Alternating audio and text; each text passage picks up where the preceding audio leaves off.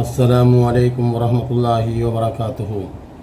ഞാൻ കഴിഞ്ഞ ദിവസം ഒരു വ്ളോഗിനടിയിൽ സാജി എന്ന ഒരു പെൺകുട്ടി, ആ പെൺകുട്ടി എന്തുമാത്രം പ്രയാസത്തിൽ കഴിഞ്ഞുകൂടുന്നു. സ്വന്തം ഭർത്താവ് ഏകദേശം മരിച്ചു പോയിട്ട് മാസങ്ങളായി. മാത്രമല്ല 5 കുഞ്ഞുങ്ങളെ തനിക്ക് തന്നിട്ടാണ് ആ ഭർത്താവ് പോയത്. വേറെ യാതൊരു സാമ്പത്തികമായ ഭദ്രതയുമില്ല. മാത്രമല്ല ഇതുവരെയും ആ ഭർത്താവിൻ്റെ ആളുകളോ മറ്റു നാട്ടുകാരോ ആരും തന്നെ അവരുടെ ഒരു സംരക്ഷണത്തിന്, മാത്രമല്ല 5 കുഞ്ഞുങ്ങളുള്ള 5 ഏകദേശം ഒരേ പ്രായക്കാർ എന്ന് പറയുമാറുള്ള 5 കുഞ്ഞുങ്ങൾ, ആ പഞ്ചപാണ്ഡവന്മാരെ നോക്കിക്കൊണ്ടുവരാൻ എത്ര സമ്പന്നന് പോലും ബുദ്ധിമുട്ടും. ആലോചിച്ച് നോക്കൂ. ഈ സമയത്താണ് ആ ഭർത്താവ് അങ്ങോട്ട് ആത്മഹത്യ ചെയ്യണം, അഥവാ ജീവിതത്തിൽ നിന്ന് ഒളിച്ചോടുകയാണ്. കേവലം ഈ പെൺകുട്ടിക്കുണ്ടായിരുന്ന സ്വർണങ്ങളും മറ്റുമൊക്കെ എടുത്ത് ഈ ചെറുക്കൻ ഓരോ കച്ചവടങ്ങൾ ചെയ്തു. പറഞ്ഞാൽ അന്യായമായിട്ടൊന്നും ചെയ്തതല്ല. സ്വാഭാവികമായിട്ടും അത് പറയുന്നുണ്ട്, സാജിദ തന്നെ പറയുന്നുണ്ട്. നിങ്ങളൊന്ന് കേൾക്കൂ. അപ്പോൾ സാജിദ പറഞ്ഞത് എന്താണ്? ഇതൊക്കെ ചെയ്തിട്ട് പോലും തൻ്റെ ഈ സ്വർണങ്ങളെടുത്ത് ഓരോ ബിസിനസ്സുകളെടുത്ത് അതൊക്കെ തകർച്ചയിലെത്തിയിട്ട് പോലും, അഥവാ ഒരിക്കലും തൻ്റെ ഭർത്താവിനെ കുറ്റപ്പെടുത്തുന്നില്ല. നോക്കണം, ഒരു പെൺകുട്ടി ഇത്രയൊക്കെ പ്രയാസങ്ങൾ അനുഭവിച്ചിട്ടും ആത്മഹത്യ ചെയ്തു. ഈ എന്താ പറയുക, തികഞ്ഞ ഭീരുത്വം നടത്തിക്കൊണ്ട് ജീവിതത്തിൽ നിന്ന് ഒളിച്ചോടുകയാണ് യഥാർത്ഥത്തിൽ ഈ സാജിദയുടെ ഭർത്താവ് ചെയ്തത്. തികച്ചും നമ്മൾ ശരിക്കും പറയേണ്ടത് എന്താണ്? യഥാർത്ഥത്തിൽ എന്താണ് ആ കുട്ടികളെയും ആ കുടുംബത്തെയും അവൻ ചിന്തിച്ചോ? സ്വാഭാവികമായിട്ടും അവൻ്റെ സ്വന്തം ഒരു താല്പര്യം, അഥവാ ജീവിതത്തിൽ നിന്ന് അവൻ എസ്കേപ്പ് ചെയ്തിരിക്കുന്നു. വേറെ എങ്ങോട്ടോ, അഥവാ അറിഞ്ഞുകൊണ്ടല്ല. അള്ളാഹുവിൻ്റെ റസൂൽ എന്ന് പറയുന്നത് ഇസ്ലാം വിശ്വാസത്തിനനുസരിച്ചും മറ്റു വിശ്വാസങ്ങൾ അനുസരിച്ചുമൊക്കെ ആത്മഹത്യ എന്ന് പറയുന്നത് തുല്യതയില്ലാത്ത പാപമാണ്. എന്ന് പറഞ്ഞാൽ കൊലപാതകത്തേക്കാൾ തെറ്റായിട്ടുള്ളതാണ്. എന്ന് പറഞ്ഞാൽ 100 ആളുകളെ കൊന്നിട്ടുള്ള ഒരാൾക്ക് പോലും അള്ളാഹു ആകുന്ന പരിശുദ്ധനായ കാരുണ്യവാനായ അള്ളാഹു പുറത്തു കൊടുക്കുമെന്ന്. കുല്യ ഇബാദിയല്ലദീന അസ്റഫു അലാ അൻഫുസിഹിം ലാ തഖ്നതു മിർ റഹ്മത്തില്ല എന്ന് പറയുന്ന ആയത്തിൻ്റെ വിശദീകരണത്തിൽ അള്ളാഹുവിൻ്റെ റസൂൽ പറയുന്നുണ്ട്, പ്രവാചകരെ നിങ്ങൾ പറയൂ, എന്ത് തെറ്റുകൾ ചെയ്തിട്ടുള്ളവർക്കും അവിടുത്തെ റബ്ബ് പുറത്തു കൊടുക്കുമെന്ന്. പക്ഷേ ആത്മഹത്യ ചെയ്താലോ തീർച്ചയായിട്ടും അത് പുറത്തു കൊടുക്കാനും ഇവിടുന്ന് പൊറുപ്പിക്കാനും പിന്നീട് നമുക്ക് ഒരു അവസരമില്ല. അതാണ് 100 ആളെ കൊന്ന ആളുടെ കഥ പറഞ്ഞത്. ആ 100 ആൾ കൊന്ന ആൾക്ക് പോലും അള്ളാഹു മഗ്ഫിറത്ത് നൽകിയിട്ടുണ്ട്. അത്രക്ക് വലിയ ഇന്നഹു ലഗഫൂറുർ റഹീം എന്നാണ് അള്ളാഹുവിനെ കുറിച്ച് അള്ളാഹ് പറഞ്ഞത്. അവൻ ശക്തമായിട്ട് ശിക്ഷിക്കുന്നവൻ തന്നെയാണ്. ഇന്നല്ലാഹ ശദീദുൽ ഹിക്കാബ്. മറ്റൊരിടത്ത് അങ്ങനെ തന്നെയാണ് പറഞ്ഞത്.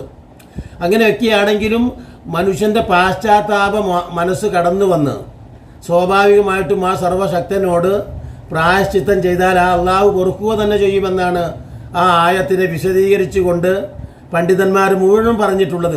അതിൻ്റെ രീതിയിൽ അള്ളാഹുവിനോട് പൊറുപ്പിച്ചാൽ. പക്ഷേ ആത്മഹത്യ ചെയ്തവനെ സംബന്ധിച്ചോ നാളെ പരലോകത്ത് അള്ളാഹു പറയുമെന്നാണ് പറഞ്ഞത്. എന്താ പറഞ്ഞത്?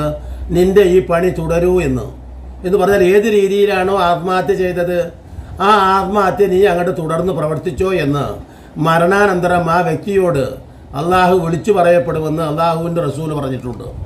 ആ ചിട്ട മിഹ്റാജിൽ റസൂൽ കണ്ടിട്ടുമുണ്ട്. അപ്പോൾ ഞാൻ പറഞ്ഞത് അത്രയും ഭീകരമായിട്ടുള്ള ആ പ്രവൃത്തി 2 ജീവിതങ്ങളെക്കുറിച്ചും ബോധ്യമില്ലാത്തത് കൊണ്ടുള്ള ഒളിച്ചോട്ടമാണ്. എവിടേക്കാണ് ഒളിച്ചോടുന്നത്? ഒരു അഭയകേന്ദ്രത്തിലേക്കല്ല. നമ്മൾ സാധാരണ നമ്മളെ പിടിക്കാൻ ഒരു പോലീസ് അന്വേഷിച്ച് വന്നാൽ, അല്ലെങ്കിൽ വേറെ ഒരു ശത്രുക്കൾ ഓടി വന്നാലൊക്കെ നമ്മൾ അഭയം ആരും കാണാത്തിടത്തേക്ക് ഓടിപ്പോകാറുണ്ട് സ്വാഭാവികമായിട്ടും. അഥവാ നമ്മളുടെ പ്രാണരക്ഷാർത്ഥം അല്ലെങ്കിൽ നമ്മൾ ഓടിപ്പോകും വേറെ ഏതെങ്കിലും സ്ഥലത്തേക്ക്. പക്ഷേ ഇത് അങ്ങനെയാണോ ഈ ഒളിച്ചോട്ടം? ഈ ഒളിച്ചോട്ടത്തിന് എന്ത് പ്രസക്തിയാണുള്ളത്? ഞാൻ നേരത്തെ പറഞ്ഞതുപോലെ ഒരു അഭയം തേടിയിട്ടാണ് നമ്മൾ ഓടിപ്പോകുന്നത്. ചില ഭരണാധികാരികൾ വേറെ ചില സ്ഥലങ്ങളിലേക്ക് ഓടിപ്പോകും. ഇപ്പോൾ ഇതാ നമ്മളെ ബംഗ്ലാദേശിലെ ഭരണാധികാരി ഓടിപ്പോയത് നമ്മൾ കണ്ടു. അപ്പോൾ അതിൻ്റെ മുമ്പ് ഒട്ടനേകം ഭരണാധികാരികൾ പല രാജ്യങ്ങളിലേക്കും പ്രാണരക്ഷാർത്ഥം ഓടിപ്പോകും. അതോടൊപ്പം തന്നെ ശത്രു വരുമ്പോൾ ഓടിപ്പോകും. അപ്പോൾ എന്തിനാണത്? ആ ഒളിച്ചോട്ടം ഈ ഒളിച്ചോട്ടവും വ്യത്യാസമുണ്ട്. ഇത് ജീവിതത്തിൽ നിന്ന് തന്നെയുള്ള ഒളിച്ചോട്ടമാണ്. ആലോചിച്ച് നോക്കണം. എവിടേക്ക്? ആ ഒളിച്ചോടുന്ന സ്ഥലത്തെക്കുറിച്ച് യാതൊരു വിവരവുമില്ല. ആ വിവരത്തെക്കുറിച്ച് പറഞ്ഞു തന്നിട്ടുണ്ട് പ്രവാചകൻ. വിശുദ്ധ ഖുർആൻ പറഞ്ഞിട്ടുണ്ട്. ആലോചിച്ചു. അപ്പോൾ ഇത്രയും ബുദ്ധിമോശപരമായ ഒരു പ്രവൃത്തി ആരിൽ നിന്നും ഉണ്ടാവാതിരിക്കട്ടെ എന്ന് ഞാൻ അകമഴിഞ്ഞ് പ്രാർത്ഥിക്കുന്നു. മാത്രമല്ല, ഇപ്പോൾ ഈ സാജിദയെ ആ 5 കുഞ്ഞുങ്ങളെ എന്തുമാത്രം ബുദ്ധിമുട്ടിയാണ് ഈ പെൺകുട്ടിക്ക് വളർത്തേണ്ടി വരുന്നത്. ഞാൻ ആലോചിച്ച് നോക്കുന്നു, ഈ പെൺകുട്ടിക്ക് ഇത്തരത്തിലുള്ള ഈ ദുരവസ്ഥ വന്നതിനു ശേഷം ഒരു വ്ളോഗ് ചെയ്ത് കിട്ടുന്ന പൈസ കൊണ്ട് എന്തോ അന്നം കഴിഞ്ഞ് പോകുന്നുണ്ട്. ആ കുട്ടികളെ സ്കൂളിൽ പറഞ്ഞയക്കുന്നുണ്ട്. നോക്കണോ, ഒരു ചെറിയ പൊട്ട വീടാണ്, കഷ്ടപ്പാടാണ്. ഏതെങ്കിലും വീട്ടിൽ പണിക്ക് നിന്നുകൂടെ എന്ന് ചോദിക്കുന്ന കമൻറ്റുകൾ. എന്തുമാത്രം ക്രൂരന്മാരായ മനുഷ്യന്മാരാണ് അള്ളാഹുവേ, ദൈവമേ ഇത്. ആ കുട്ടിയെക്കുറിച്ച് പറയുന്നു കമൻറ്റുകളിൽ. ഒരു കമൻറ്റ് മാത്രം ഞാൻ നിങ്ങളെ കാണിക്കുകയാണ്. അറിവിൻ നിലാവ് സക്കാഫി എന്ന് പറയുന്ന ഉസ്താദ് ഉണ്ടല്ലോ, ആ ഉസ്താദിനോട് ചെന്ന് പറഞ്ഞാൽ പോരെ എന്നൊരു കമൻറ്റ്. ആലോചിച്ച് നോക്കി, ഈ അറിവിൻ നിലാവ് ഉസ്താദിനെ കുറിച്ച് തന്നെ നമ്മൾ കേട്ടിട്ടുള്ളത്, സത്യമായിട്ട് കേട്ടിട്ടുള്ളത് പുറത്തേക്ക് എന്താണ്? സ്വന്തം ഭാര്യയുമായിട്ട് ഉടക്കി അന്യ സ്ത്രീയുമായിട്ട് എന്ന് പറഞ്ഞാൽ ആഭാസകരമായ സംസാരത്തിലൂടെ അങ്ങേയറ്റം എന്ന് പറയുന്ന കാമകേളികളിലൂടെ വളരെ മോശമായിട്ടുള്ള, അതാണ് ഒട്ടനേകം ഈ വിജ്ഞാന എന്താ പറയുക, ഈ പറയുന്ന സലാത്ത് നടത്തുന്നവരും വാർഷികം നടത്തുന്നവരൊക്കെ ഇത്തരത്തിൽ തന്നെയാണ് അവർ. ഈ അറിവിൻ നിലാവ് ഉസ്താദിൻ്റെ ഏറ്റവും മോശമായ കള്ളക്കളികൾ പുറത്തു മറനീങ്ങി. ഇപ്പോൾ ചോദിക്കൂ, നിങ്ങൾ എന്തിനാണ് അയാളെ ഗീബത്ത് പറയണത്, അയാളെ നുമീമത്ത് പറയണത്? ഞാൻ അയാളെ ഗീബത്തും നുമീമത്തുമല്ല. അള്ളാഹുവിൻ്റെ റസൂൽ പറഞ്ഞിട്ടുണ്ട്, ഒരു തിന്മ മറനീക്കി പുറത്തു വന്നാൽ, അതാണ് മായിസുബിനു മാലിക് എന്നവരുടെ കാര്യത്തിലൊക്കെ പ്രവാചകൻ പ്രഖ്യാപിച്ചത്. ഒരു തിന്മ മറനീക്കി പുറത്തു വന്നാൽ പിന്നെ എന്തു ചെയ്യണം? അയാളെ ശിക്ഷിക്കാൻ ഇവിടെ നിയമമൊന്നുമില്ല. വ്യഭിചാരത്തിന് ശിക്ഷിക്കാൻ ഇവിടെ എന്ത് നിയമമാണ്? പക്ഷേ അയാളെ സമൂഹം പിന്നീട് എന്താക്കണം? അയാളെ മനസ്സിലാക്കണം, അല്ലെങ്കിൽ വലിയ പ്രശ്നമാണ്. അതോടൊപ്പം അത് മറയിൽ നിൽക്കുവോളം അങ്ങനെ നിൽക്കട്ടെ, കുഴപ്പമില്ല. ഒരു മറയിൽ ഒരു കാര്യം നിൽക്കുന്നിടത്തോളം അത് നിന്നോട്ടെ, യാതൊരു പ്രശ്നവുമില്ല. പക്ഷേ അത് മറ നീക്കി പുറത്തു വന്നു. ചില കാര്യങ്ങൾ മറ നീക്കി പുറത്ത് വരേണ്ടതുണ്ട്. എന്തുകൊണ്ടെന്നാൽ നമ്മെ പറ്റിച്ചുകൊണ്ട്, നമ്മെ വഞ്ചിച്ചുകൊണ്ട് നമ്മെ മുന്നോട്ട് കൊണ്ടുപോകുന്ന ഈ പറയുന്ന പണ്ഡിത വേഷധാരികളെ നമ്മൾ പുറത്തു കൊണ്ടുവരണം. അപ്പോൾ ആ അറിവിൻ നിലാവ്, ഇത്രയും വിവാദ പുരുഷനായ ദുരൂഹതയുള്ള ആ അറിവിൻ നിലാവ് ഉസ്താദിനോട് ചെന്ന് പറഞ്ഞാൽ പോരെ സാജിദ എന്ന പെണ്ണിന്? വളരെ ക്രൂരമായിട്ടുള്ളൊരു കമൻറ്റ്. അതോടൊപ്പം തന്നെ മറ്റു പല കമൻറ്റുകളുണ്ട്. ഞാൻ ആ കമൻ്റൊന്നും ഇപ്പോൾ ഇതിൽ വെക്കുന്നില്ല. അപ്പോൾ ഈ കേരളീയൻ്റെ, ഈ സമൂഹത്തിൻ്റെ, ഈ സമുദായത്തിൻ്റെ ഒക്കെ മനസ്സ് ഇപ്പോഴും എന്തുമാത്രം രാക്ഷസീയമാണ്. നോക്കണം, ഇരുതല മുട്ടിക്കാൻ വേണ്ടി പാടുപെടുന്നു ഓരോ പണിക്കാരും. നമ്മൾക്കറിയാം, ഓരോ കുടുംബത്തിലും ആണുങ്ങൾ പണിക്ക് പോയിട്ട് പോലും കടബാധ്യതകളും ബുദ്ധിമുട്ടുമാണ് എന്നും നമ്മൾ പറഞ്ഞു കേൾക്കുന്നത്. പ്രത്യേകിച്ച് സാധനങ്ങളുടെ വില വർധനവ്, മറ്റു സംവിധാനങ്ങൾ, 2 തലയും മുട്ടിക്കാൻ ബുദ്ധിമുട്ട്, കുഞ്ഞുങ്ങളുടെ വിദ്യാഭ്യാസം, ചികിത്സ. ആ സമയത്താണ് ആരും സഹായമില്ലാതെ, ഭർത്താവിൻ്റെ ആളുകളുടെ സഹായമുണ്ടോ സാജിദക്ക്? ഒരിക്കലുമില്ല. ഇനി ഈ പെൺകുട്ടിയുടെ ആളുകളുടെ സഹായത്തിന് അവർക്ക് വല്ല പാകമുണ്ടോ? ഉണ്ടായിരുന്ന എന്തോ കൊടുത്തിരുന്ന സ്വർണം മുഴുവനും ആ ഭർത്താവ് തന്നെ എടുത്ത് നശിപ്പിച്ചതൊന്നുമല്ല. അവൾ ഇങ്ങനെയൊക്കെ ആയിട്ട് പോലും ആ പെൺകുട്ടി പറയുന്ന വാക്ക് നോക്കണം നിങ്ങൾ. ആ ഭർത്താവിനെ കുറ്റപ്പെടുത്തുന്നില്ല, ആ ഭർത്താവിനെ പുച്ഛിക്കുന്നില്ല, പരിഹസിക്കുന്നില്ല. നോക്കണം എന്താണ് ആ ഭർത്താവ് യഥാർത്ഥത്തിൽ ചെയ്തത്, ആലോചിച്ച് നോക്കൂ. അപ്പം ഞാൻ പറഞ്ഞു വരുന്നത്, എന്തെങ്കിലും യോഗിക്ക് കൊണ്ടുപോയി കൊടുക്കുന്നുണ്ട് 5 കോടി. ആര്? MA യൂസഫ് അലി സാഹിബ്. എവിടെയെങ്കിലും എന്തെങ്കിലും ഒരു പ്രശ്നങ്ങളുണ്ടെങ്കിൽ അവിടെയൊക്കെ തൻ്റെ സാമ്പത്തികമായ കഴിവുകൾ ഉപയോഗിച്ച് അവിടെ രക്ഷപ്പെടുത്തുന്നുണ്ട്. അദ്ദേഹം ആവശ്യമുള്ളിടത്തും ആവശ്യമില്ലാത്തിടത്തും അദ്ദേഹം തൻ്റെ താല്പര്യത്തിന് വേണ്ടിയും അല്ലാതെയും ഒക്കെ വാരിക്കൊട്ടി കൊടുക്കുന്നുണ്ട്. എന്തുകൊണ്ടാണ് ഈ അനാഥയായ, ഈ വിധവയായ പെൺകുട്ടിയുടെ കാര്യത്തിൽ ഇവരാരും ഒരു ആലോചിച്ച് നോക്കുക. ആ മഹലില്ലേ അവിടെ? ഒരു മുസ്ലിം സമ്പ്രദായ പ്രകാരമുള്ള ഒരു മഹൽ അവിടെ ഇല്ലേ? ആ മഹല്ലുകാർക്ക് ആ മഹലിൽ പ്രസിഡന്റ് ഇല്ലേ? കേവലം സലാത്ത് വാർഷികവും മജ്ലിസുന്നൂറും മാത്രം നടത്തുന്ന ഒരു മഹല്ലുകളായിട്ട് ഈ ഭൂരിപക്ഷ മഹല്ലുകളും തരം താഴ്ന്നിരിക്കുന്നു. ആലോചിച്ച് നോക്ക്. ഇതൊരു ആദർശ പ്രസ്ഥാനങ്ങളുള്ള മഹല്ലായിരുന്നെങ്കിൽ പിന്നെയും എന്തെങ്കിലും രക്ഷിക്കുമായിരുന്നു. ഇത് വേണമെങ്കിൽ ആ സലാത്തിൻ്റെ വല്ല ചോറ് കൊണ്ടേ കൊടുക്കുക എന്നതിൽ ഒഴിച്ചു നിർത്തിയാൽ എന്തു സംരക്ഷണമാണ് ഈ സാജിദാക്കും ഈ കുഞ്ഞുങ്ങൾക്കും? കാണുമ്പോൾ തന്നെ നമ്മുടെ നെഞ്ച് പൊട്ടുന്നു.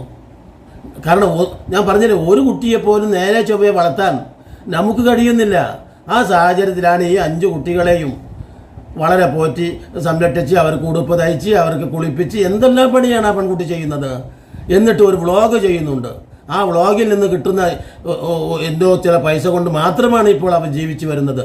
ഒട്ടനേകം സാമൂഹ്യ പ്രതിബദ്ധതയുള്ള ഒട്ടനേകം ആളുകളുണ്ട്. ഇപ്പം നാസർമാനുണ്ട്, ഈ പറഞ്ഞതുപോലെ MA യൂസഫ് അലിയുണ്ട്, അതുപോലെ തന്നെ ഒട്ടനേകം സമ്പന്നന്മാരൊക്കെ നമ്മുടെ നാട്ടിലുണ്ട്.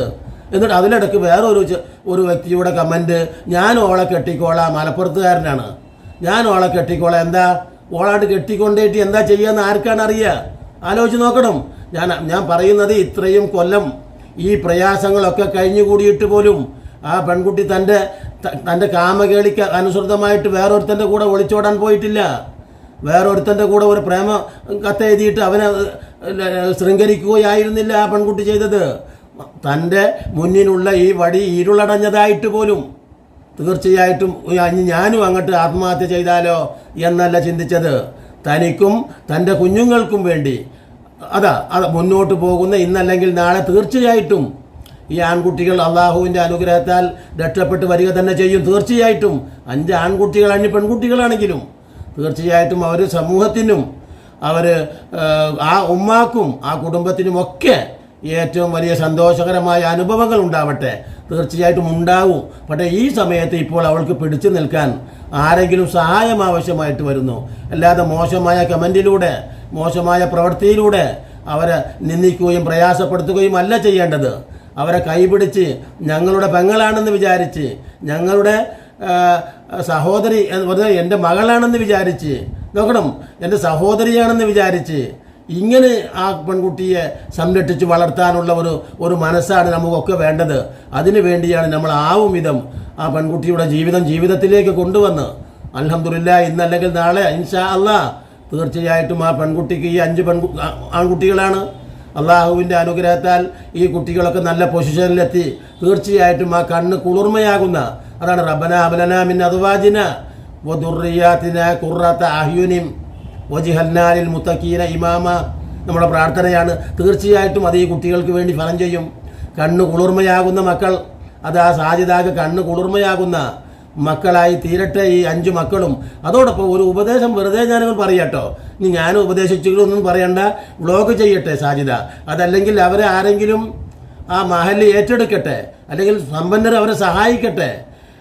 അതോടൊപ്പം തന്നെ വ്ളോഗ് ചെയ്യുമ്പോൾ ഒരു അദബും മര്യാദയും ഇസ്ലാമിക നിയമനിർദ്ദേശങ്ങളും പാലിച്ചുകൊണ്ട് ഇപ്പോൾ അവർ വ്ളോഗ് ചെയ്യട്ടെ. ജീവിക്കാൻ വേറെ അള്ളാഹു അതിൽ യാതൊരു തെറ്റും അവരെ ശിക്ഷിക്കുകയുമില്ല. കാരണം പഴിച്ച എന്ന് പറഞ്ഞാൽ വിശന്നവന് എന്ന് പറഞ്ഞാൽ നമ്മൾ പഴിച്ചവൻ എന്നാണ് പണ്ടത്തെ ആളുകൾ പറയുക. വിശന്നവന് പന്നി ഇറച്ചിയും ഹലാൽ എന്ന് പറഞ്ഞിട്ടുണ്ട്. എന്താ പറയാൻ കാരണം? പന്നി തീർച്ചയായിട്ടും ഒരു വിശ്വാസി അത് മാലിന്യമായിട്ടുള്ള ഭക്ഷണമാണ്. ഒരിക്കലും ഇന്ന ഹറമ അലൈക്കുമുൽ മൈത്തത്ത എന്ന് പറഞ്ഞിടത്ത് വലഹ്മൽ ഖിൻസീർന്ന് എടുത്തു പറഞ്ഞിട്ടുണ്ട്. പന്നി ഇറച്ചി ഒരിക്കലും ഭക്ഷിക്കാൻ പാടില്ല. എന്നാൽ പോലും വല്ലാതെ വിശപ്പ് വന്നാൽ ജീവൻ നിലനിർത്തുന്നതിന് വേണ്ടി ചത്ത പന്നിയെ പോലും ഭക്ഷിക്കാൻ 2 രീതിയിലാണ് ഹറാമ്. ഒന്ന് ചത്തത്, അതാണ് ഇന്ന ഹറമ അലൈക്കുമുൽ മൈത്തത്ത, ശവങ്ങൾ നിഷിദ്ധമാണ്. എന്നിട്ടാണ് വലഹ്മൽ ഖിൻസീർ എന്ന് പറഞ്ഞത്. അപ്പോൾ ഈ 2 ഹറാമും കൂടെ ഉള്ളത് പോലും തങ്ങൾക്ക് എന്തു ചെയ്യാം? ജീവിതം നിലനിർത്താൻ, തൻ്റെ കുഞ്ഞുങ്ങളെ പുലർത്താൻ, ജീവിതം നിലനിർത്താൻ തീർച്ചയായിട്ടും അത് അള്ളാഹു ശിക്ഷിക്കുകയില്ല എന്ന് തന്നെയാണ് എനിക്ക് പറയാനുള്ളത്. അപ്പോൾ ഞാൻ അമിതമായിട്ട് ഭക്ഷിക്കരുത് എന്ന് പറഞ്ഞ റസൂലുള്ളാഹ്.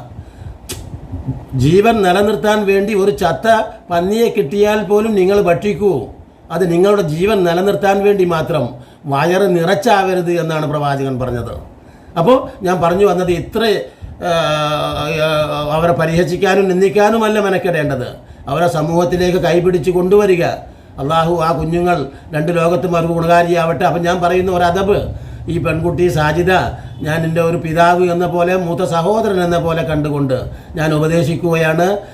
അദബിനോടുകൂടെ എന്ന് പറഞ്ഞാൽ ഔറത്തുകളൊക്കെ മറക്കുക എന്ന് പറഞ്ഞാൽ തൻ്റെ സീനത്തുകൾ, ഇപ്പോൾ സീനത്തുകളൊന്നും വെളിവാക്കാതെ തന്നെ യഥാർത്ഥത്തിൽ സാജിദക്ക് അത്യാവശ്യം റീച്ചുണ്ട്.